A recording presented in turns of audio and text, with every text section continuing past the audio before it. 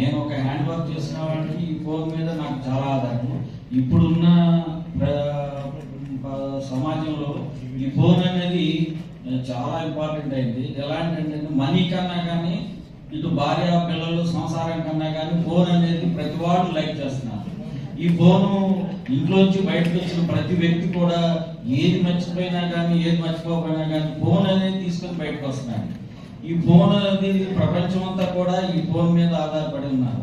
కాబట్టి ఈ ఫోన్ని కాజేయడం అనేది ఏంటంటే శరీరంలో ఒక పార్ట్ పోయినట్టు. కాబట్టి ఈ ఫోన్ని దయచేసి ప్రతివాడు కూడా దీన్ని పోకోకుండా కాపాడుకోవడం కూడా మన బాధ్యత. పోయిన వెంటనే మనకి ఇచ్చినందుకు డిపార్ట్మెంట్ వాళ్ళకి మరీ ధన్యవాదాలు. తర్వాత ఈ ఫోన్ మీద ప్రపంచమే ఆధారపడి ఉంది.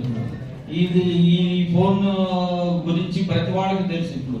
కాబట్టి మనిషిలో ఒక పార్ట్ లాంటిది. కాబట్టి మన శరీరాన్ని మనం ఎలా కాపాడుకుంటామో ఈ ఫోన్ కూడా మనం కూడా అంత బాధ్యతగా కాపాడుకుంటేనే మనకి మంచిది.